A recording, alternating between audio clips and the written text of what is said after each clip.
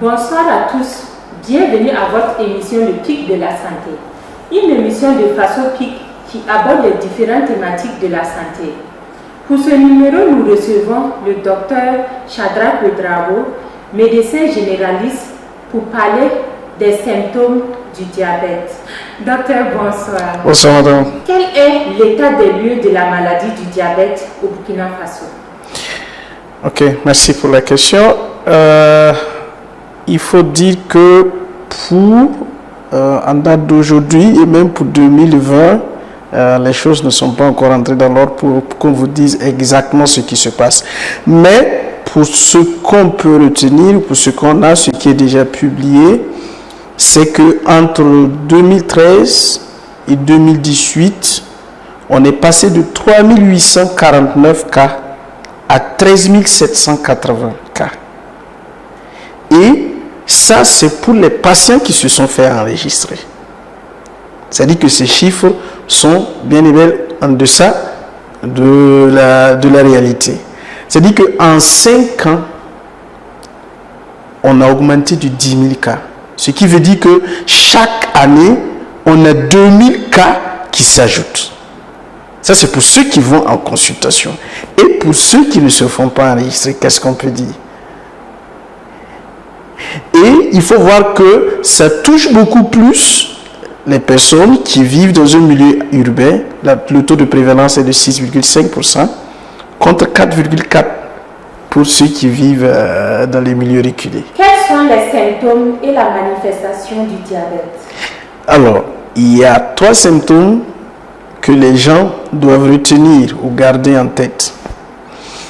L'envie fréquente de boire, l'envie fréquente d'aller uriner, ou si vous voulez d'aller pisser, comme les gens le disent souvent. Et il y a aussi le fait de trop manger et de maigrir. Vous avez une personne qui est là, il mange, je mange mais je maigris. Déjà, il faut voir que c'est un signe, c'est un symptôme. Il y a aussi souvent pour ceux qui font déjà des contrôles assez fréquents, vous avez souvent un temps vous avez une hypoglycémie et après vous montez en hyperglycémie et après ça baisse. Vous pouvez avoir des troubles de la vue, vous pouvez avoir des douleurs au niveau des mollets, des crampes parce qu'il y a un déficit qui se fait au niveau métabolique. On perd en ayant le fait de pisser, le fait d'avoir tout un trouble métabolique qui se passe, il y a des déperditions. Et aussi, vous allez avoir, chez les personnes qui sont en activité, une perte de la libido. Et chez les femmes, on peut même avoir une aménorrhée. Le diabète s'attaque-t-il uniquement aux adultes ou bien les enfants aussi sont concernés? Les enfants sont concernés. On parle de diabète infantile aujourd'hui.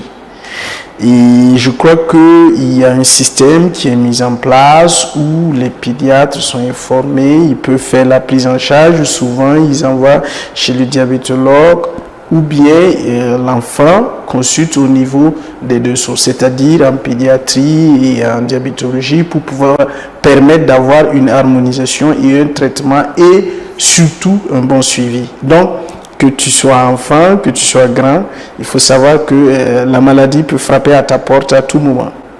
Et ce sont les mêmes symptômes? La plupart du temps, l'enfant va avoir aussi l'envie fréquente de boire. L'enfant va avoir aussi l'envie fréquente d'aller uriner. Mais vous allez surtout constater chez l'enfant que, par exemple, si c'est un enfant qui ne pissait pas au lit, le retour à ce phénomène-là peut se produire. Et quand ça va se produire, ça doit vous tiquer. Voilà. Et d'habitude, il ne pisse pas au lit, mais j'ai remarqué que ces derniers temps, il recommence à pisser au lit. Pourtant, ce ne sont pas ses habitudes. Donc, ça doit vous tiquer. Il y a aussi le fait aussi de trop manger. De trop manger et il ne grossit pas. Mais il y a aussi un autre phénomène qui peut se passer, c'est que vous avez aussi des signes annonciateurs qui font qu'il va faire le diabète après. Quand vous avez un enfant qui mange beaucoup, qui prend trop de gras, qui prend trop de sucre, surtout aujourd'hui, il faut qu'on attire l'attention des parents. On est beaucoup plus responsable de ce qui se produit dans les pathologies qui touchent beaucoup plus l'enfant. Parce que non seulement il est innocent, il ne comprend pas grand-chose, mais si nous voulons l'éduquer à travers le sucre tout en se débarrassant de l'enfant. Quand il vient, papa, j'ai envie de ça, tu lui donnes le sucre, il se met à l'écart et puis tu fais ton travail. Attention, tu es en train d'ouvrir la porte à l'apparition, non seulement au diabète, mais à d'autres pathologies. Donc, il faut faire attention et attirer l'attention des parents. Un enfant peut avoir le diabète, mais ça dépend de comment vous l'éduquez. Et surtout la langue. La langue doit être domptée, pas seulement en parole, mais aussi sur le plan alimentaire, à faire des choix. Un enfant qui grandit avec vous et que vous lui inculquez, je dirais plutôt un héritage alimentaire. Parce que la manière de s'alimenter, c'est aussi une culture. Et nous, on a tendance à importer le comportement occidental, tout en oubliant que plus vous importez quelque chose, n'oubliez pas que vous allez l'importer avec ses déchets, et avec ses complications et avec ses maladies. Donc, ce qui les touche, aujourd'hui, nous touche aussi, nous frappe. Donc, c'est à nous de faire très attention. Un parent qui a un enfant doit apprendre à l'enfant à éduquer sa langue. Quand c'est trop salé, il ne faut pas prendre. Quand c'est trop sucré, il ne faut pas prendre. Un enfant qui se nourrit au sucre, qui ne s'exerce pas, qui ne fait pas du sport, qui est assis et qui ne fait que emmagasiner, tôt ou tard, ça va payer. Comment se fait le traitement du diabète?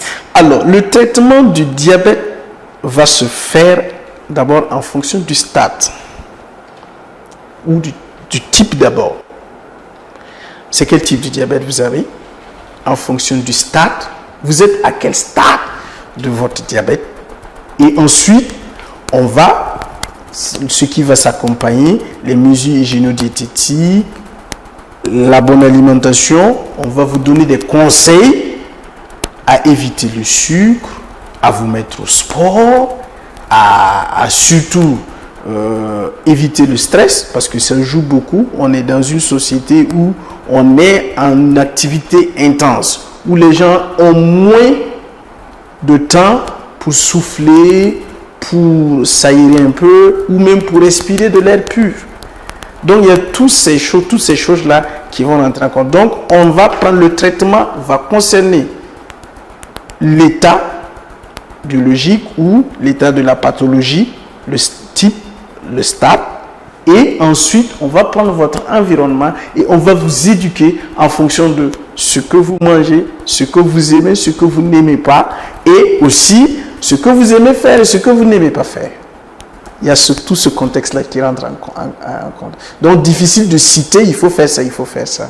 C'est tout pour votre émission Le Pic de la Santé. Nous recevions pour vous le Dr Ouedraogo, avec qui nous avons parlé des symptômes et la manifestation de la maladie du diabète. On se retrouve la semaine prochaine pour parler des moyens de prévention.